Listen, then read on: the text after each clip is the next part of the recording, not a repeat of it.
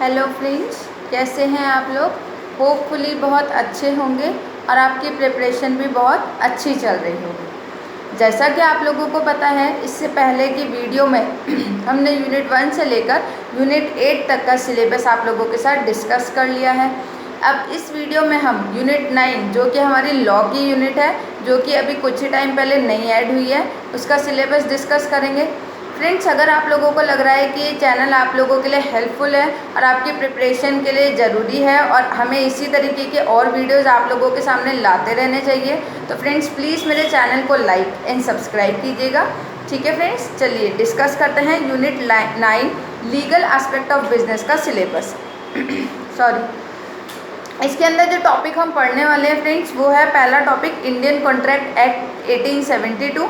इसके अंदर हम elements of a valid contract, capacities of parties, free consent, discharge of a contract, breach of contract and remedies against breach, quasi contracts, ये सारे छोटे छोटे topic पढ़ने वाले हैं।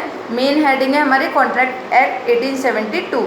देन फिर नेक्स्ट हेडिंग है हमारी स्पेशल कॉन्ट्रैक्ट्स, जिसके अंदर हम कॉन्ट्रैक्ट्स ऑफ इंडेमनिटी, देन फिर contract of guarantee, contract of bailment and contract of pledge and contract of agency पढ़ने वाले हैं। देन थर्ड टॉपिक है हमारा सेल्स ऑफ गुड एक्ट 1930, जिसके अंदर हम sale and agreement to sale, doctrine of caveat emptor, rights of unpaid seller and rights of buyer पढ़ने वाले हैं। देन फिर नेक्स्ट फोर्थ टॉपिक है हमारा नेगोशिएबल इंस्ट्रूमेंट एक्ट 1881, जिसके अंदर हम types of negotiable instrument, negotiable assignment, dishonour and discharge of negotiable instrument, ये टॉपिक पढ़ने वाले हैं। देन फिफ्थ टॉपिक है हमारा द कंपनीज एक्ट 2013। इसके अंदर हम nature and kinds of companies, company formation, management meeting and winding up of a joint stock company पढ़ने वाले हैं। देन नेक्स्ट टॉपिक है हमारा लिमिटेड लाइबिलिटी पार्टनरशिप, जिसे हम LLP भी बोलते हैं। इसके अंदर हम structure, procedure, formation of LLP in India, ये टॉपिक पढ़ने वाले हैं।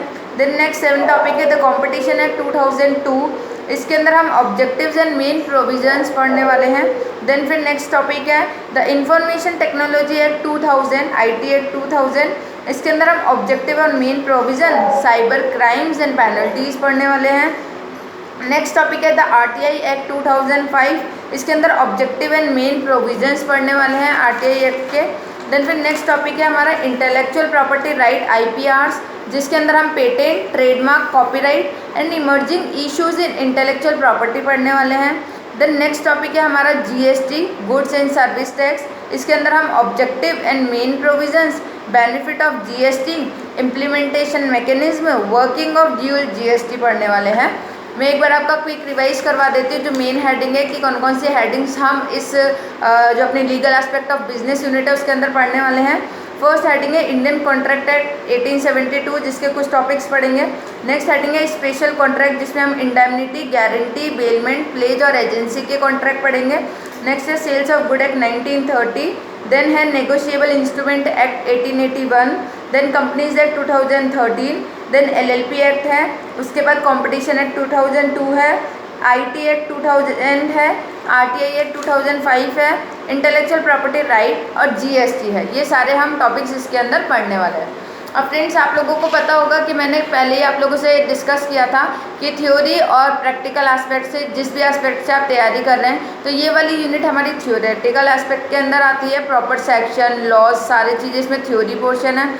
और फ्रेंड्स, जब से CBSE ने नेट लेना चालू किया था NTA से पहले, तभी हमारे यहाँ पर लॉ की यूनिट ऐड हुई थी। यानी अभी मैक्सिमम 3 या 4 एग्ज़ाम्स ऐसे हुए होंगे जिसमें लॉ की यूनिट आ रही है।